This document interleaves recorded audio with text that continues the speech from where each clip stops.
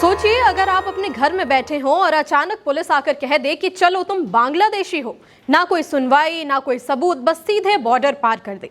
ऐसा ही हुआ था एक गर्भवती महिला सोनाली खातून के साथ, लेकिन सुप्रीम कोर्ट के फैसले ने सोनाली की खुशियां वापस लौटा दी हैं। क्या है पूरा मामला, आइए आपको बताते हैं। नमस्कार, आप देख रहे हैं सत्य हिंदी और मैं हूं आपके साथ कृति सिंह। सुप्रीम कोर्ट ने बुधवार को केंद्र सरकार को आदेश दिया कि जिस गर्भवती महिला सोनाली खातून और उसके 8 साल के बच्चे को जबरदस्ती बांग्लादेश भेज दिया गया था, उसे भारत वापस लाया जाए।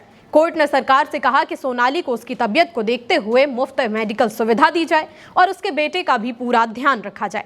दरअसल सोनाली की कहानी बहुत दर्दनाक है। दिल्ली एनसीआर में पिछले महीनों में बंगाली बोलने वाले मुस्लिमों को पुलिस ने बांग्लादेशी बताकर पकड़ लिया। कई को बिना किसी मुकदमे या जांच के सीधा बॉर्डर पार भेज दिया। सोनाली खातून का गुनाह भी बस इतना था कि वो बंगाली बोलती हैं और मुस्लिम हैं। पश्चिम बंगाल के बीरभूम जिले के पैकार की रहने वाली सोनाली खातून को इस साल की शुरुआत में दिल्ली से उनके पति और छोटे बेटे के साथ हिरासत में लिया गया था। अधिकारियों को शक था कि वे बांग्लादेशी नागरिक हैं। उस समय सोनाली गर्भवती थी और अब बताया जा रहा है कि वो गर्भावस्था के 9वें महीने में है। हिरासत में लेने के करीब 2 दिनों के भीतर ही इन तीनों को बांग्लादेश बॉर्डर ले जाकर वहां के अधिकारियों को सौंप दिया गया। सोनाली के पिता भोदू शेख ने हाईकोर्ट का रुख किया और बताया कि मई की गृह मंत्रालय की अधिसूचना के बाद जारी पहचान जांच के दौरान पुलिस ने उनके परिवार को परेशान किया। शेख के मुताबिक किसी तरह की जांच किए बिना उनकी बेटी, दामाद और नाती को हिरासत में लिया गया और 26 जून को बांग्लादेश भेज दिया गया। उन्होंने कलकत्ता हाईकोर्ट में याचिका दायर कर कहा कि उनका परिवार पश्चिम बंगाल का मूल निवासी है और दिल्ली सिर्फ रोजगार की तलाश में गया था। उनका दावा है कि उनकी बेटी और दामाद जन्म से भारतीय नागरिक हैं।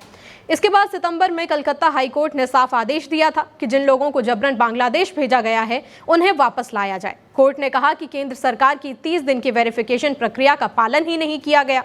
हाईकोर्ट ने इसलिए डिपोर्टेशन आदेश को रद्द कर दिया और केंद्र को निर्देश दिया कि सोनाली, उनके पति, उनके बच्चे और बाकी 3 लोगों, कुल 6 लोगों को 4 हफ्तों के भीतर वापस भारत लाया जाए।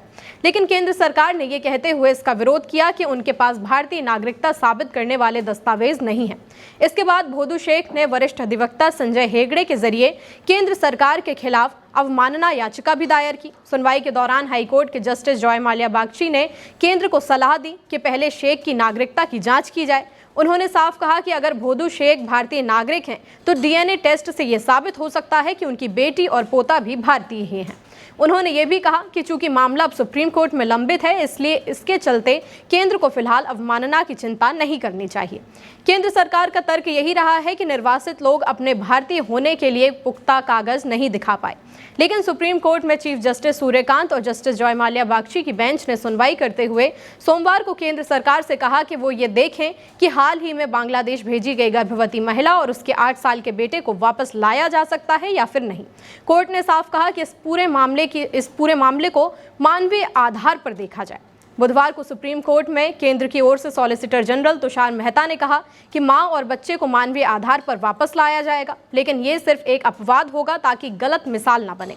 कोर्ट ने सरकार को आदेश दिया कि सोनाली को मुफ्त इलाज दिया जाए और बच्चे की पूरी देखभाल सुनिश्चित की जाए। अब इस मामले की अगली सुनवाई 10 दिसंबर को होगी।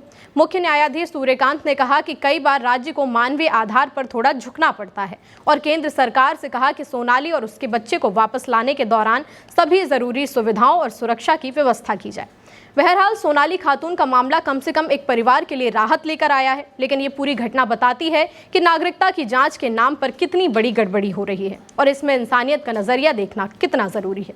आपकी क्या राय है, हमें कमेंट में बताइए। साथ ही वीडियो को लाइक और शेयर करें और चैनल को सब्सक्राइब भी। फिलहाल के लिए इतना ही। नमस्कार।